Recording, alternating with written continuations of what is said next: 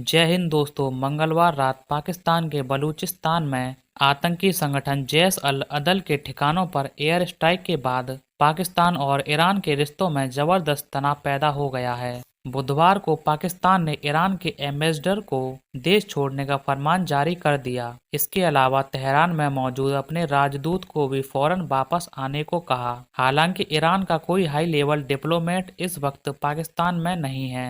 Iran media की एक report के मुताबिक ईरान ने अपने बॉर्डर पर फौज की तैनाती अचानक बढ़ा दी है। माना जा रहा है कि पाकिस्तान की फौज आतंकियों को डाल बनाकर ईरान के खिलाफ जवाबी कार्रवाई कर सकती है। इस हमले के बाद पाकिस्तान फौज और सरकार की देश में काफी किरकिरी हो रही है।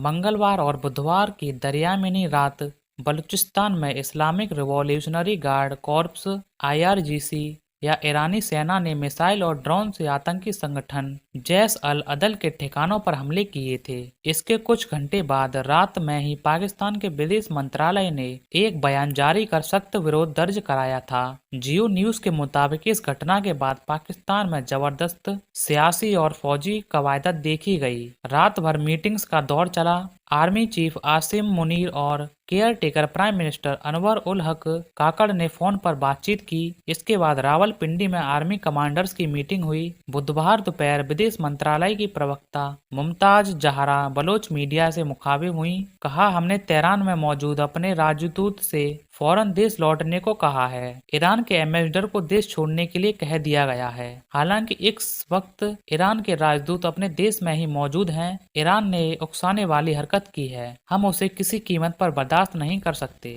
मुमताज ने आगे कहा, ईरान ने इंटरनेशनल लॉ को भी तोड़ा है। हम इसके खिलाफ UN में शिकायत दर्ज करा रहे हैं। ईरान को याद रखना होगा कि पाकिस्तान के पास जवाब देने की काबिलियत और हक दोनों हैं। इसकी जिम्मेदारी ईरान सरकार की होगी। हमने ईरान के साथ चल रही हर तरह की और हर लेवल की बातचीत बंद करने का फैसला भी किया है। जियो टीवी ने पाकिस्तान के एक आला अफसर के हवाले से कहा, ईरान से लगने वाले बलूचिस्तान बॉर्डर पर फौज की तैनाती बढ़ाई जा रही है। किसी भी कार्रवाई को अंजाम देने का फैसला फौज और सरकार को मिलकर करना है। पाकिस्तान में अगले 8 तारीख को जनरल इलेक्शन है। ऐसे में सरकार और फौज किसी भी तौर पर कमजोर दिखने का जोखिम नहीं ले सकती। इस पर अफसर ने आगे कहा, फौज पाकिस्तान के लिए सबसे बड़ी शान है। अब वक्त आ गया है जब ईरान को बताया जाए कि पाकिस्तान एक एटमी ताकत है और वक्त आने पर अपने सभी कार्ड खेल सकती है। इस वक्त पाकिस्तान की आवाम और फौज के साथ सियासी पार्टियां भी एक पेज पर हैं। बहुत जल्द कुछ एक्शन पाकिस्तान की तरफ से देखने को मिल सकता है। पाकिस्तान ने मंगलवार रात कहा कि ईरान की तरफ से मिसाइल और ड्रोन हमले में 2 बच्चे मारे गए और 3 लड़कियां घायल हुईं। हालांकि उसकी फौज और सरकार दोनों ही ये बताने को तैयार नहीं है कि वास्तव में ईरान ने बलूचिस्तान के किस इलाके में हमला किया। पाकिस्तान सरकार ने ईरान के हमले के बाद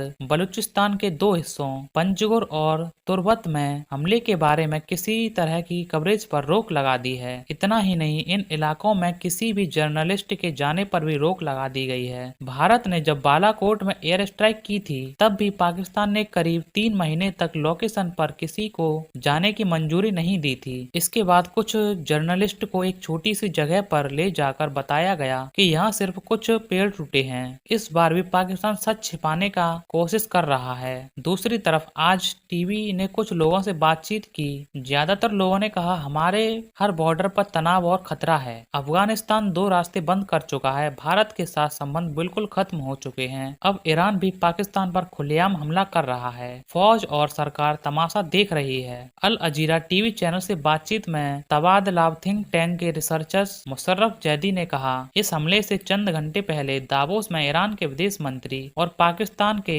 प्रधानमंत्री की मुलाकात हुई थी। बहरहाल ईरान ने ये हमला ऐसे वक्त किया है जब गाजा में इजराइल हमास जंग की वजह से हालत पहले ही खतरनाक बन चुके हैं। ईरान को जिम्मेदारी दिखानी चाहिए थी। जैदी आगे कहते हैं, पाकिस्तान को कुछ तो करना होगा। 2 रास्ते हैं, या तो ईरान हमलों के लिए माफी मांगे और बयान जारी करे या फिर पाकिस्तान जवाबी कार्रवाई करे। ईरान जानबूझकर पूरे रीजन में तनाव बढ़ा रहा है। वाशिंगटन में Lions institute for strategy and policy think tank के सीनियर फेलो कामरान बुखारी ने कहा, पाकिस्तान भी जवाबी हमला करेगा और इसकी वजह से हालात जंग तक पहुंच सकते हैं। दिक्कत ये है कि अफगानिस्तान भी अब पाकिस्तान पर भारी पड़ रहा है और ईरान ने भी नया मोर्चा खोल दिया है। भारत से रिश्ते वैसे ही तनावपूर्ण हैं। समझ नहीं आता कि पाकिस्तान आखिर चाहता क्या है। चीन बोला तनाव न बढ़ाएं। चीन की पाकिस्तान और ईरान दोनों से दोस्ती है। चीन की फॉरेन मिनिस्ट्री की प्रवक्ता माओ निंग ने बुधवार को प्रेस ब्रीफिंग में कहा, हम दोनों देशों से अपील करते हैं कि वो इस मामले को बातचीत से हल करें। तनाव बढ़ने से हमारे दोनों दोस्त मुल्कों को नुकसान होगा। ईरान और पाकिस्तान को ऐसा कोई एक्शन नहीं लेना चाहिए जिससे अमन को खतरा पैदा हो और इस क्षेत्र में हालात काबू से बाहर हो जाएं। पाकिस्तान और ईरान दोनों ही संघाई कोऑपरेशन ऑर्गेनाइजेशन यानी SCO के मेंबर हैं और चीन के करीबी ट्रेडिंग पार्टनर हैं। ऐसी ही इंफॉर्मेटिव वीडियो देखने के लिए हमारे चैनल को सब्सक्राइब करें।